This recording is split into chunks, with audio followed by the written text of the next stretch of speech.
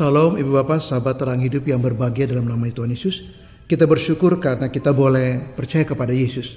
Satu keadaan yang luar biasa indah karena satu hari ketika Dia memanggil kita dan waktu kita tiba, kita punya jaminan yang pasti di sorga dan itu yang sangat penting.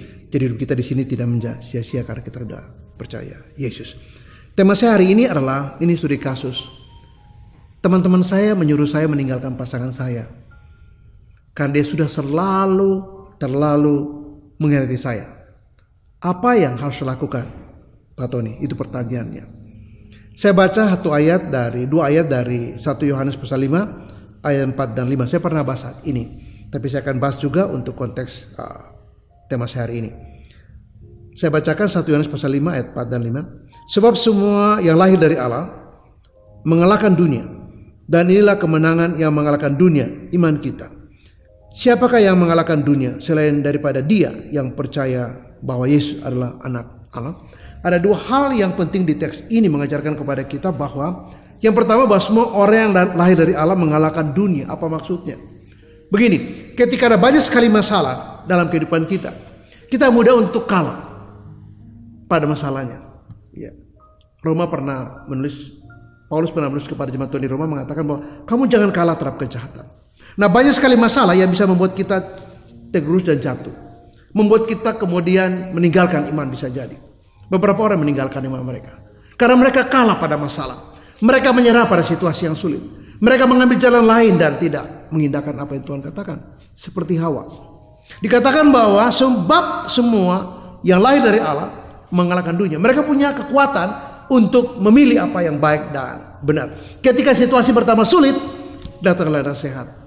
Seperti pertanyaan kali ini. Teman-teman saya mengusulkan supaya udah saya tinggalkan pasangan saya. Dan mereka menjelaskan begini. Kalau kamu tinggalkan sekarang, kamu masih muda, umur kamu baru 40. Tapi kalau kamu sudah 60 baru tinggalkan, kata mereka, kamu menyesal juga gak ada gunanya. Jadi lebih baik kamu putuskan salah untuk tinggalkan. Dan itu membuat dia bimbang. Kalau dia salah memilih, dia akan tinggalkan seperti nasihat daripada teman-temannya.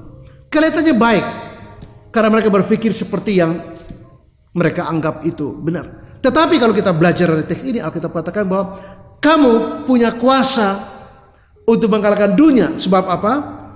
Sebab iman kamu kepada Kristus. Jadi kita tidak bisa menang dengan cara mengikuti nasihat yang salah. Kita menang karena iman kita mengikuti apa yang Tuhan bilang. Dan kita punya kekuatan untuk bisa menangkal itu semua. Dan tidak mengikuti nasihat orang fasik. Seperti kata pemazmur. Tapi kesukaannya adalah memegang janji Tuhan. Merenungkan firman itu. Termasuk ketika mengambil keputusan. Di saat yang sulit seperti itu. Kita memilih untuk tidak meninggalkan pasangan kita. Tapi kita memilih untuk kita bertahan. Karena kita punya pengharapan dalam Kristus. Hal yang kedua adalah ayat 5 bilang. Siapakah yang mengalahkan dunia? Pertanyaannya ialah. Bagaimana kita bisa bertahan kalau punya pasangan yang berkali-kali mengerti kita dengan begitu luar biasa, begitu menyakitkan? Siapa yang bisa mengalahkan masalah seperti ini dan menjadi pemenang? Ayat ini mengatakan selain daripada dia yang percaya bahwa Yesus adalah anak Allah. Mengapa kekuatan untuk mengatasi masalah itu dikaitkan dengan mempercayai Yesus sebagai anak Allah? Karena kekuatan kita bersumber dari Yesus. Itulah sebabnya ketika saya menginjili orang, ketika saya mengkonseling orang, saya memberitakan dia Yesus. Mengapa? Ketika kita beritakan Yesus dan orang itu percaya Yesus, maka orang itu akan menghadapi masalah bersama Yesus. Berbeda sekali kalau dia tidak percaya Yesus. Dia menghadapi masalahnya sendiri dengan kekuatannya sendiri. Tapi kalau dia bersama Yesus, maka faktor Yesus akan menolong dia untuk bisa mengatasi masalahnya. Itu yang dijelaskan ayat 5. Siapakah yang mengalahkan dunia selain daripada dia yang percaya bahwa Yesus adalah anak Allah? Ada kuasa dalam Yesus. Ketika orang itu percaya Yesus, maka Yesus membantu dia untuk melewati setiap kesulitan yang dihadapi. Ketika dia mengalami tekanan yang begitu hebat, pengkhianatan begitu hebat dari suaminya. Karena dalam kasus ini, suaminya sudah berkali-kali berselingkuh, lebih dari 15 kali. Sehingga teman-teman mengatakan gak ada gunanya kau bertahan. Track record sudah membuktikan bahwa dia gak bakal berubah. Jadi udah tinggalkan. Mumpung kamu baru 40 tahun. Kamu masih menarik. Kamu masih muda. Daripada kamu meninggalkan dia. Udah umur 60-an. kamu udah kayak bahar rosokan. Itu kata teman-temannya. Tapi ayat ini bilang, ayat 5 mengatakan bahwa kita bisa mengalahkan dunia. Kita bisa mengatasi masalah kita, itu maksudnya. Kita bisa menyelesaikan masalah dengan baik. Mengapa? Karena faktor Yesus bersama kita. Jadi dikatakan siapakah yang mengalahkan dunia adalah mereka yang percaya Yesus. Mereka sungguh-sungguh percaya Yesus. Nah, ada masalah orang percaya Yesus tapi cuma di bibir. Rajin ke gereja, rajin melayani, bisa berkhotbah, senang untuk bermain musik, senang untuk pergi mission trip, senang untuk berkunjung, dan banyak kesaksian yang lain.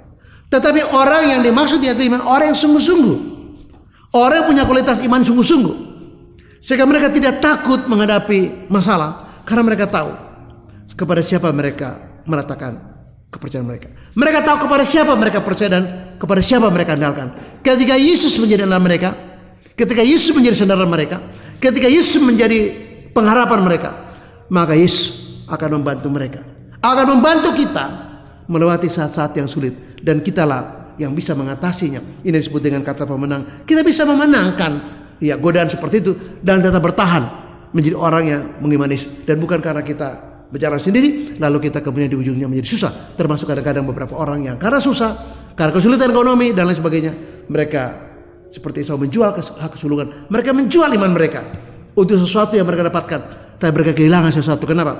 Karena segala sesuatu ada di dalam Yesus, dan mereka tolak Yesus karena masalah mereka. Nah, ketika kita bersama Yesus, ada faktor Yesus yang membuat kita bisa mengatasi masalah kita.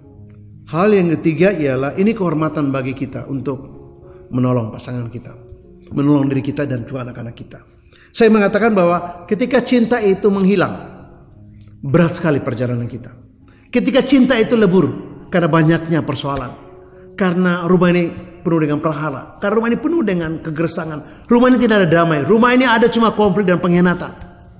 Tapi ini kesempatan kita untuk kita berjuang menghidupkan cinta itu kembali. Kita mohon kepada Tuhan, kita berdoa, Tuhan Yesus tolong supaya cinta mula-mula itu, cinta yang mula-mula yang pernah bersemi di jiwa kita dulu, itu sudah hilang. Kita berdoa supaya itu dimunculkan kembali. Nah, ini nasihat dari para Rasul Yohanes kepada jemaat Tuhan di Efesus. Kamu telah meninggalkan kasih yang mula-mula, sehingga kamu menjadi mekanistik. Kamu menjadi sekedar rutinitas, pemahaman bagus, tapi spiritnya hilang dan mati. Nah, pernikahan banyak seperti itu. Spiritnya sudah hilang, semangatnya sudah tidak ada, cinta sudah tidak ada. Yang ada soal uang belanja, yang ada soal anak-anak sekolah, yang ada soal kebutuhan hari-hari, yang ada berbagai konflik, dan cinta itu nggak tahu kemana. Melakukan sesuatu hanya sekedar kewajiban, berat. Bekerja untuk sekedar menghidupi keluarga, berat sekali. Ngobrol hanya sekedar formalitas, itu berat. Tanpa cinta, apapun yang kita lakukan menjadi sekedar rutinitas dan hambar dan kosong dan tidak berarti. Nah, perjuangan kita untuk menghadirkan lagi cinta itu menjadi penting dan menjadi pokok doa kita. Kita berdoa kepada Tuhan supaya cinta yang mula-mula itu kembali lagi bersemi. Bagaimana caranya? Saya sudah terluka Pak Tony. Bagaimana caranya? Dia mengingat saya berkali-kali. Ya, berdoa kepada Tuhan. Berdoa kepada Tuhan supaya Tuhan kasih mujizat di kehidupan kita, yaitu cinta yang mula-mula. Nah, cinta itu mujizat. Anda bisa mencintai orang dan orang mencintai Anda, itu mujizat. Tapi kemudian karena berbagai macam pergumulan hidup, pengkhianatan terjadi, maka sangat sulit dan tidak masuk akal, sangat mustahil dan tidak bisa diterima nalar bahwa kita bisa mencintai dia lagi. Memang tidak bisa, tidak mungkin lagi. Kita tidak punya cukup kekuatan untuk menghidupkan gairah cinta yang mula-mula. Tapi Tuhan menegur jemaat Efesus lewat Rasul Yohanes supaya mereka kembali lagi. Artinya cinta itu bisa bersemi lagi, bisa. Karena itu nasihat Yohanes kepada jemaat Efesus. Mari kita belajar untuk berjuang. Kita berjuang bukan cuma sekedar mengatasi masalah kita atau situasi bagaimana kita dihianati oleh pasangan kita, tapi kita berdoa supaya Tuhan tolong kita agar cinta mula-mula yang pernah dulu membakar hati ini, yang begitu dulu menguasai jiwa ini, sampai kita tidak bisa tidak untuk bertemu dia. Nah, sekarang itu udah nggak ada. Kalau itu hadir lagi, semuanya akan berubah. Percayalah. Kita berdoa kepada Tuhan supaya cinta Tuhan juga memenuhi cinta kita. Cinta Tuhan membungkus cinta kita, sehingga kita bisa memaafkan. Sehingga kita bisa menerima, sehingga kita bisa berjuang menyelamatkan pernikahan ini. Sebab kalau bukan kita yang berjuang, bukan kita yang bertarung bagi pemulihan pasangan kita, yang begitu mengkhianati kita, menyakitkan kita, maka kita tidak punya alasan untuk bertahan. Hal yang berikut, yang keempat adalah lihatlah anak-anak. Ketika kita melihat anak-anak, kita ingat ini dulu kita rindukan. Entah 1 anak atau 2 anak atau 3 anak. Kita yang pertama-tama sekali waktu kita mengandung atau dokter mengatakan kamu sudah hamil. Waduh, senang sekali. Nah, lihatlah anak-anak. Lihatlah bagaimana mereka bertumbuh. Lihatlah mereka. Supaya kita punya alasan untuk bertahan. Memang kita juga harus lihat diri kita. Karena kita terluka. Kita datang dan kita minta Tuhan menyembuhkan semua kepahitan dalam hidup kita. Mari kita lihat tahun-tahun perjalanan kita. Begitu indah, lalu satu titik kemudian menjadi buram. Coba kita cari tahu, kenapa ini bisa terjadi? Kenapa ini bisa sampai merusak pernikahan kami? Kenapa ini begitu mengganggu hubungan kami? Maka seringkali kita menemukan akarnya. Dan dari situlah kita berangkat untuk membenahi diri. Contoh, ada satu pernikahan yang seperti ini kasusnya. Setelah dicek ternyata mereka begitu sibuk masing-masing. Mereka mengejar uang. Sehingga suami tidak punya banyak waktu dengan istri dan juga sebaliknya. Nah, suami lebih banyak menghabiskan waktu di proyek. Dan rupanya di situ ada seorang sekretaris dia. Yang selalu memberi dia perhatian. Pak, makan dulu Pak. Pak, laporannya sudah siap di meja ya. Saya bikinin kopi Pak.